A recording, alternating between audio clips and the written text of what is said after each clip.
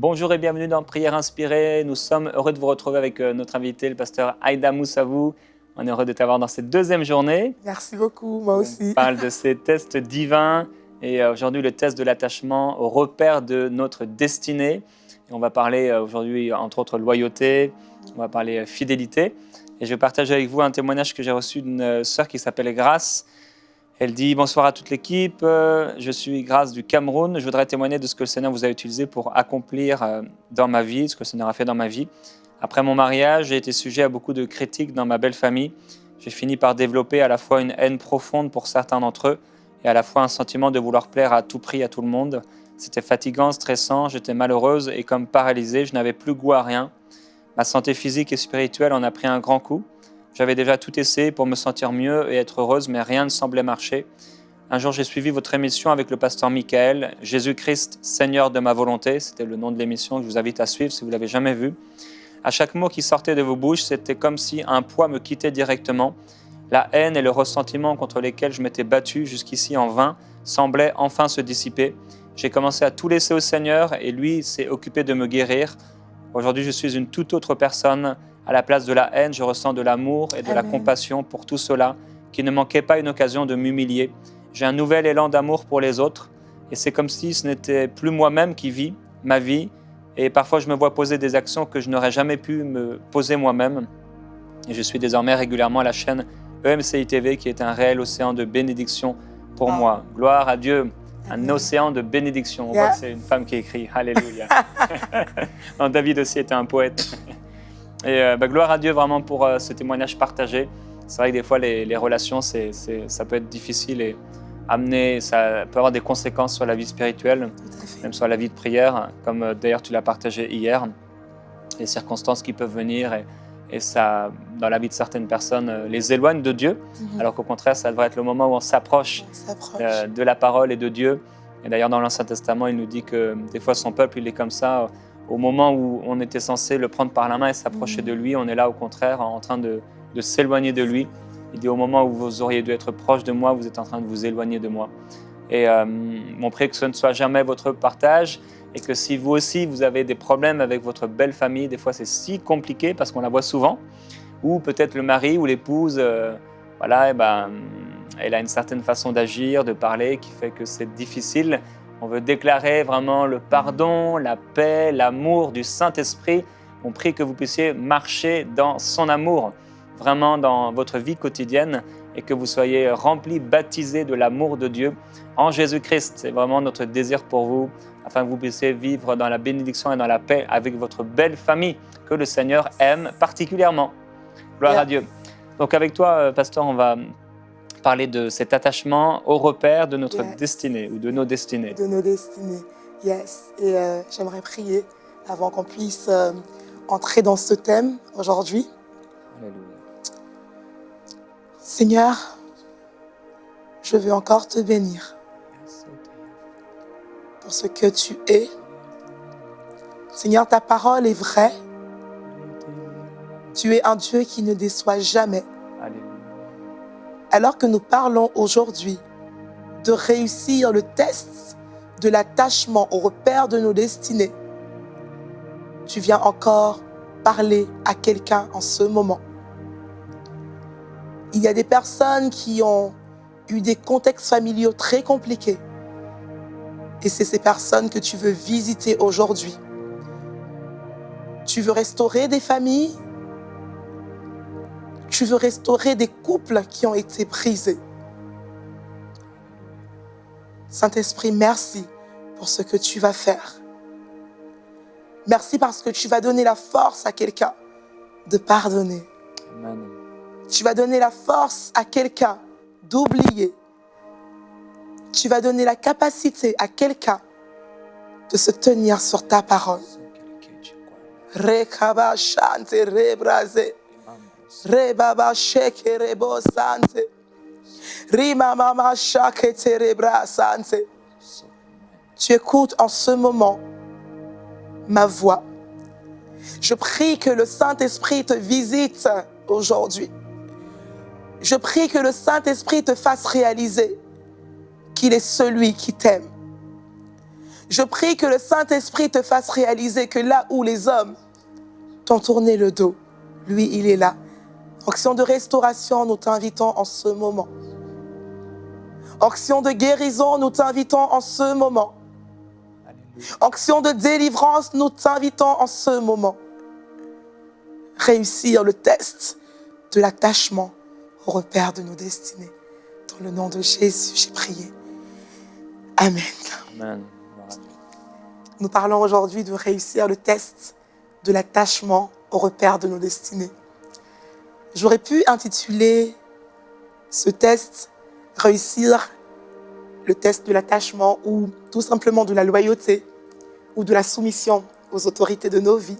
Mais j'avais à cœur de parler de repère parce qu'un repère, c'est quelqu'un qui nous montre le chemin. Un repère, c'est quelqu'un qui est, je ne sais pas si je pourrais dire indispensable, mais important pour pouvoir atteindre une destination.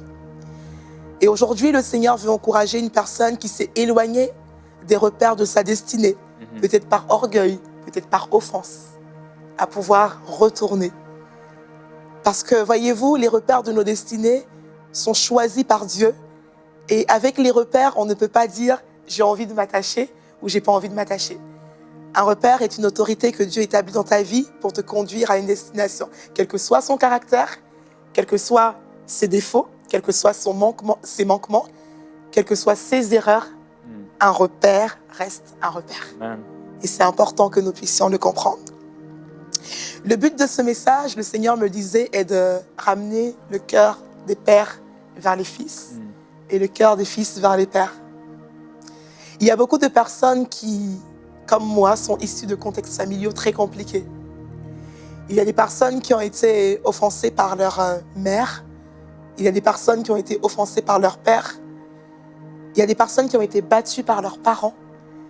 Il y a des personnes qui ont été parfois, qui ont été qualifiées parfois de bêtes. Ils ont entendu des choses qui étaient regrettables à leur sujet. Et c'est à ces personnes-là que le Seigneur veut parler aujourd'hui. Et j'aimerais dire que le test de l'attachement, le test de la loyauté est un test très, très important. Non pas que les autres ne soient pas importants, mais celui-là a vraiment une place capitale dans mon cœur parce que le Seigneur me l'a révélé à un moment donné de ma vie très compliquée, où pour moi-même, il était quasiment difficile de pardonner à mon père. Et le Seigneur m'a montré qu'il était tellement important d'être en phase avec les autorités qu'il établissait sur nos vies pour pouvoir être bénis. Nous parlons de tests qui nous qualifient, ne l'oublions pas, pour être élevés en Christ. J'aimerais annoncer aujourd'hui qu'il y a des élévations qui viennent pas forcément de Dieu. Il y a des personnes qui sont élevées, mais parfois, les hommes ou même l'ennemi va permettre certaines élévations. Mais celles qui demeurent sont celles qui sont à l'origine, qui viennent même du Seigneur. Et ce test fait partie de ceux-là qui te permettent d'être qualifié. Quand tu réussis le test de l'attachement au repère, comme on va le voir au travers d'une histoire que j'aime énormément, le Seigneur te qualifie, le Seigneur te sert un festin. C'est là où tu entres dans la dimension de « je dresse en face de toi une table ». Dieu te bénit devant ceux qui ne croyaient plus en toi. C'est ce genre de test qu'il faut réussir. Et j'aimerais juste introduire quelques bases pour qu'on puisse tous parler de la même chose aujourd'hui. Lorsqu'on parle d'autorité, j'aimerais que tout le monde soit sur la même longueur d'onde parce qu'on ne parle pas simplement d'un père naturel ou d'un géniteur, si je peux le dire ainsi, mais on parle également des pères spirituels, des pères dans la foi que le Seigneur nous donne. On parle aussi des mentors que le Seigneur peut nous donner dans notre milieu professionnel. Ce sont des personnes que Dieu mandate à un moment donné de nos vies pour ouvrir des portes. Pour ouvrir des portes, parce que la vie, nous allons de gloire en gloire, nous allons de palier en palier. Et Dieu utilise des personnes pour ouvrir des portes afin que nous puissions accéder à la bénédiction. Alors, il y a des personnes qui m'écoutent aujourd'hui et qui se disent « mais ma vie semble tourner en rond, ma vie semble être bloquée. Le Seigneur m'envoie te dire « tu as oublié de respecter un principe, tu t'es rebellé contre l'autorité. » Et la Bible déclare que Dieu résiste aux orgueilleux, à ceux qui ne se soumettent pas à sa parole. Et parfois, on a l'impression qu'on nous a jeté des sorts. Pas forcément. C'est juste le non-respect de certains principes clés et fondamentaux qui nous empêchent d'avancer. Et il faut comprendre que lorsqu'on parle d'un père, on parle en fait d'un chef, on parle en fait d'une tête ou le fondateur d'un groupe ou d'une famille. On ne parle pas forcément d'un père, comme je disais, naturel. On parle aussi, lorsqu'on parle de père, lorsqu'on parle d'autorité, on parle aussi d'honneur. On parle d'honorer. Honorer, c'est un mot parfois qui fait un peu peur, mais qui veut tout simplement dire du bien. Tout simplement dire, en fait, croire en cette personne que Dieu a mandatée pour nos vies. Et nous voulons parler d'une histoire qui est comme passionnante. Une histoire qui va nous enseigner aujourd'hui, c'est l'histoire de David.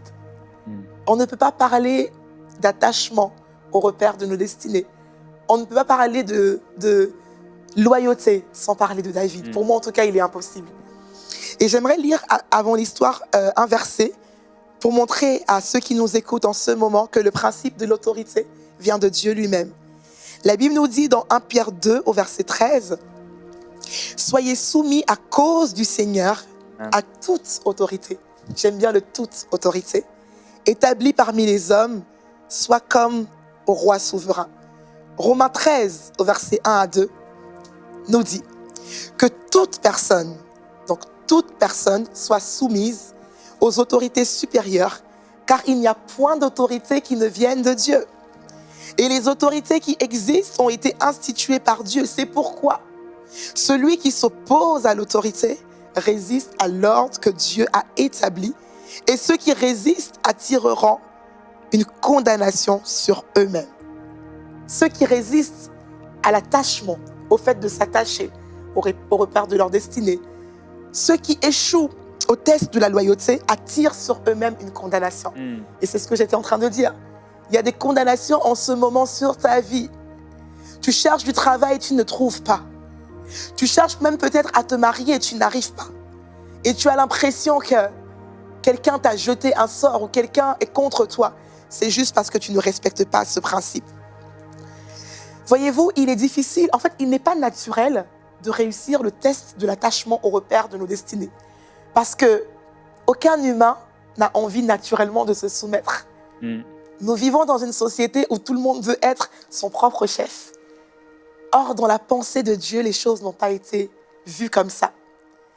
Et il nous est difficile de réussir ce test parce que parfois, nous avons l'impression que l'autorité vient pour nous écraser, que l'autorité vient pour nous corriger, alors que dans la pensée de Dieu, l'autorité est là pour nous bénir, pour nous aimer, pour aussi nous promouvoir. Parce que lorsque Dieu veut élever un homme, il passe également par un autre homme. Et c'est très important de comprendre cela. Nous allons lire un texte, que je ne vais pas tout lire parce qu'il est assez long, mais j'aimerais donner la référence. 1 Samuel 17, versets 17 à 20. Nous voyons en fait au travers de ce texte, du moins, que le premier test, la première épreuve que David a rencontrée était le test de la soumission à l'autorité, le test de l'obéissance. Et nous voyons que, contrairement à ce que nous pensons, il n'était pas du tout aisé pour David de réussir ce test. Parfois, nous parlons de David comme l'homme selon le cœur de Dieu. Mais j'aimerais nous emmener à comprendre aujourd'hui ce qui a qualifié David, pour qu'on puisse dire de David, homme selon le cœur de Dieu. David est issu d'un contexte familial très compliqué. David était le fils de l'embarras, je le rappelle. David était le fils non désiré. Imaginez-vous un instant David vivant dans une famille avec ses frères. Et il savait qu'il n'était pas de la même mère qu'eux. David avait un père, la Bible nous dit que le père de David s'appelle Isaïe. Isaïe était tout sauf le modèle de père parfait. Isaïe n'était pas une autorité à laquelle on a envie de se soumettre naturellement. La Bible déclare dans le livre de Samuel, que le prophète Samuel va venir chez Isaïe, père de David, je le rappelle, pour venir oindre un des fils. Mais on ne savait pas c'était qui le fils que Samuel venait oindre. Du moins, Isaïe ne le savait pas. Et la Bible dit que lorsque Samuel vient, rappelons quand même que Samuel avait, Samuel était quelqu'un d'important. Lorsque Samuel se déplaçait, on se demandait, mais quelle nouvelle... En fait, il avait comme une stature de chef d'État. Samuel était quelqu'un que tout le monde voulait écouter. Et lorsque Samuel se rend chez Isaïe, père de David, pour venir oindre un des fils, Isaïe ne trouve rien de mieux à faire que d'éloigner David. Isaïe ne trouve rien de mieux à faire que d'envoyer son fils, le dernier, aller s'occuper loin. Il l'écarte, comme pour dire, on ne peut même pas miser sur toi. Comme pour dire, comment ça pourrait être toi, la personne sur qui Dieu veut déverser son onction. Mais j'aimerais annoncer aujourd'hui à quelqu'un que si on t'avait dit que tu étais né par accident, si tes parents t'ont fait croire que tu n'étais pas leur choix, dans la pensée de Dieu, tu étais prévu pour venir sur la terre. Amen. C'est important, cette parole localise quelqu'un en ce moment parce qu'il y a une personne qui a entendu, comme David, à répétition, tu es le fils de l'embarras. Alors, Samuel arrive chez Isaïe. Et nous voyons en fait la suite de l'histoire. Nous voyons que Isaïe va faire passer tous ses fils. Nous connaissons l'histoire. Mais aujourd'hui, le Seigneur veut nous emmener à regarder les choses différemment. Ce que je veux faire ressortir au travers de ce point, c'est que David avait toutes les raisons de détester son père. David, je pense que si David vivait actuellement, vois-tu, homme de Dieu, on l'aurait peut-être mis en famille d'accueil. On aurait peut-être dit, mais tu as trop de mauvais traitements. On aurait enlevé David de sa famille, on aurait dit, tu ne peux pas rester là. Mais il y a quelque chose qui me touche avec David, c'est que à aucun moment, en lisant cette histoire qui me touche particulièrement, on entend David murmurer contre son père. Je mets à défi quiconque de trouver un verset où David murmure contre l'autorité, contre le repère de sa destinée. Voilà quelqu'un qui a compris que quel que soit le caractère de l'autorité, quels que soient ses manquements, on ne parle pas contre une autorité. J'aimerais en ce moment sensibiliser en fait un père de famille qui discrédite tout le temps la mère, son épouse devant ses enfants et lui dire attention à ne pas donner à ses enfants de mal voir l'autorité parce que l'autorité est un repère et un repère on s'attache. Un repère, on ne laisse pas le repère, un peu comme Ruth qui a dit à Naomi je m'attache à ton Dieu. Peu importe le caractère de l'autorité qui est devant nous, on ne délaisse pas. Et David l'avait compris. David avait compris que peu importe ce que mon père dit de moi. À un moment donné, on voit dans un passage, je ne sais plus lequel, je l'avais noté, Psaume 57, au verset 1, David dit, « Voici, je suis né dans l'iniquité. » Donc David sait qu'il n'est pas un enfant désiré. Et David dit, « Et ma mère m'a conçu dans le péché. » Et David explique en fait que son histoire n'est pas facile. Mais nous voyons David ne jamais mal parler de son père. Au contraire, il y a quelque chose qui me touche. Lorsque David réalise que la vie de son père, parce qu'à un moment donné dans la suite de l'histoire, nous voyons que la vie d'Isaïe va être en danger. Mais la Bible déclare que David va encore demander audience au roi de Moab pour que son père soit épargné. Waouh! Quel cœur! Quel caractère! Quel amour pour les principes de la parole de Dieu. Et je me demandais, pendant que je lisais, j'ai tellement de fois lu ce passage, j'ai relu, j'ai dit, Seigneur, comment tu as permis à David, dans ce contexte-là, où tout pour lui était légitime de jeter l'éponge. Il était en droit de dire, trop c'est trop. Aujourd'hui, nous voyons des familles qui sont décomposées. Nous voyons des familles spirituelles qui sont décomposées. Parce que les brebis se révoltent contre leurs parents spirituels. À un moment donné, l'offense arrive parce que nous sommes humains. Mais il y a des personnes qui choisissent de laisser tomber. Il y a quelque chose que quelqu'un doit comprendre aujourd'hui. C'est que tu dois te réconcilier. Tu es en train de m'écouter en ce moment. Et tu as tourné le dos à ton père spirituel. Je vois une personne qui a mal parlé. C'est-à-dire qu'elle ne s'est pas juste limitée au fait d'avoir des mauvais sentiments. Elle est allée mal parler contre ses parents spirituels, contre ses autorités. Et aujourd'hui, elle souffre en fait. En fait, cette personne est malade au moment où je parle. Et le Seigneur est en train de dire, tu dois retourner, demander pardon. Tu avais fait une alliance avec ton père spirituel et ta mère spirituelle. Et tu as rompu cette alliance. Et depuis là, tu vois une succession de mauvaises actions t'arriver. Le Seigneur est en train de te dire, fais demi-tour. Amen. Tu m'écoutes aujourd'hui, le Seigneur te dit, fais demi-tour. Et David a demandé audience, il dit, épargne la vie de mon père. Mais comment tu peux demander d'épargner la vie de quelqu'un qui a cherché à te faire mourir? Parce que lorsque David allait combattre, allait dans la forêt, loin de tous, on ne se souciait pas de savoir qu'est-ce que David pouvait manger. David était abandonné, méprisé. Il aurait pu à plusieurs reprises mourir sur le champ de bataille.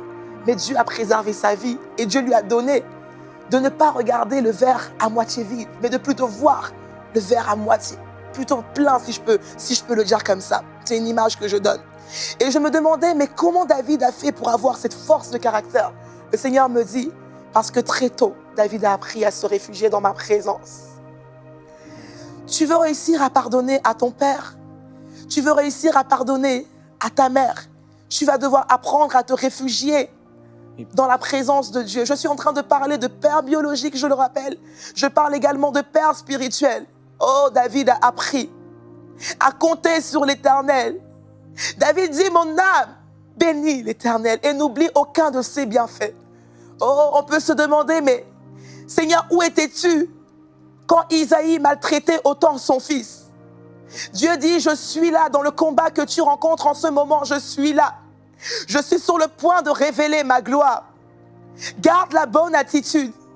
Demeure attaché au repère de ta destinée. Demeure fidèle. Demeure loyal. Demeure fidèle. Oh, demeure loyal. Cette parole résonne en ce moment dans mon esprit. La loyauté t'ouvre des portes insoupçonnées. La fidélité t'ouvre des portes insoupçonnées. Oui, peut-être que tu as mal. Il y a une personne qui est en train d'écouter aujourd'hui et qui a été violée par son père. Il y a une personne qui a été violée par son père et qui a mal. Je vois en fait une jeune fille qui a une chevelure bouclée. Je suis en train de voir dans mon esprit. Cette jeune fille a été violée par son père. À l'âge de 14 ans, j'entends l'Esprit de Dieu me dire. Et aujourd'hui, tu n'arrives pas à te défaire de cette douleur. Aujourd'hui, tu n'arrives pas à te défaire de ce mal. Aujourd'hui, tu as comme des sentiments de haine. Je ne parle même pas d'amertume, mais je parle vraiment de haine. La haine a pris sa place. Oh, le Seigneur est en train de me montrer que tu as des plans machiavéliques en ce moment. Ah, Esprit de Dieu. Renonce à ces pensées de suicide.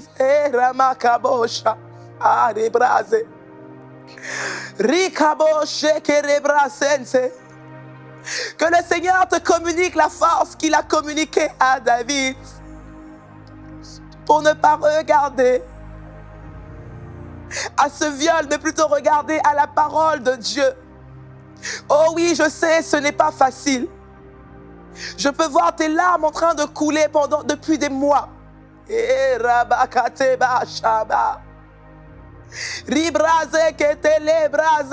Action de délivrance opère en ce moment.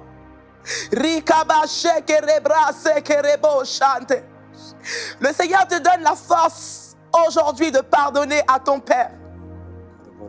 Le Seigneur te donne la force de lui écrire, de te réconcilier avec lui. Celui qui s'oppose à l'autorité, quel que soit son caractère, attire une malédiction sur sa vie. Il n'en sera pas ton cas. Au nom de Jésus.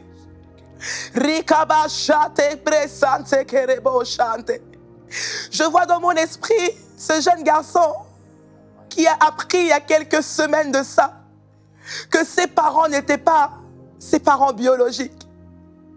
Je vois ce jeune garçon qui est perturbé depuis plusieurs semaines parce que cette nouvelle l'a complètement bouleversé. Tu n'arrives pas à pardonner. Le Seigneur te dit, je te communique ma force en ce jour. Amen. Oh, pardonne à tes parents. Je vois dans mon esprit des brebis qui doivent retourner vers leur pasteur pour demander pardon. Je ne suis pas en train de dire que les bergers sont infaillibles. Je ne suis pas en train de dire que tu ne seras pas exposé à leurs défauts de caractère à nouveau. Et le Seigneur te dit aujourd'hui que les alliances avec les repères de nos destinées sont des alliances éternelles. Retourne voir ta mère spirituelle. Tu es sorti de la bergerie trop tôt. Voilà pourquoi tu as fait cet accident il y a 4 jours précisément. Mande brase. Riba sekerebo shekerebrazante. Rimande brakaterebo sikaraba seke. Rebaba shekerebrasinterebo shekete. Rakabo sekerebrazendelebo santerebaze. Tu t'es retiré tout seul de la protection de Dieu parce que tu n'as pas su identifier que Dieu était en train de vouloir parfaire en toi son caractère.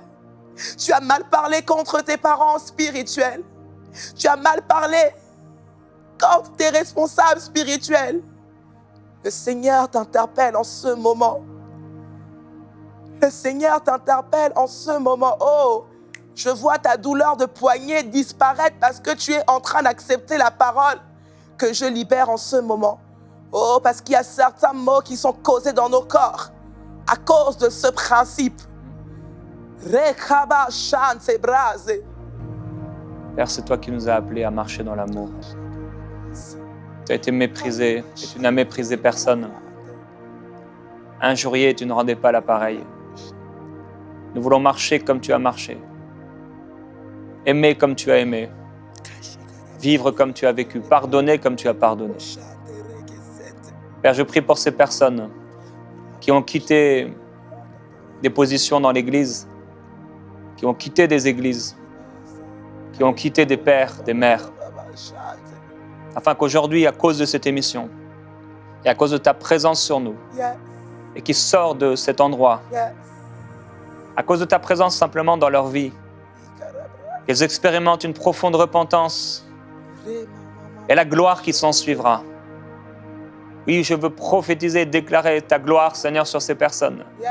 Ils doivent passer par cette humiliation dans l'esprit, cet esprit dont parle l'apôtre Jacques, qui dit de s'humilier sous ta puissante main, de résister au diable et de se soumettre. Père, oui, je parle cela sur la vie de ceux qui ont résisté aux autorités, de ceux qui ont parlé, murmuré, comme les fils de Corée. Père, merci pour la compassion, pour la miséricorde, pour ta patience et pour ton amour qui se manifeste constamment envers nous. Merci parce que tu es un Dieu aimant, plein de bonté, plein de grâce. Tu es bienveillant et tu fais du bien à ceux qui se soumettent, à ceux qui s'humilient sous ta puissante main. Alléluia, gloire à Jésus-Christ. Alléluia. Ce qui est extraordinaire, c'est que, bon, tu ne le savais pas, mais le livre que j'ai sorti hier même parle exactement, c'est le cœur du livre, vraiment marcher dans l'amour par rapport aux relations, aux leaders et aux responsables d'église. Et je crois que ça va vraiment vous bouleverser. Vous pourrez trouver ce livre, donc Walk in Love. Et on aura l'occasion d'en reparler, mais vraiment, tu as été profondément inspiré. Moi, je souriais pendant cette émission parce que c'est tellement important. Et c'est le cœur, le message que Dieu m'a donné en ce moment. Alors, on vous bénit au nom de Jésus-Christ et on vous dit donc à demain dans Prière Inspirée.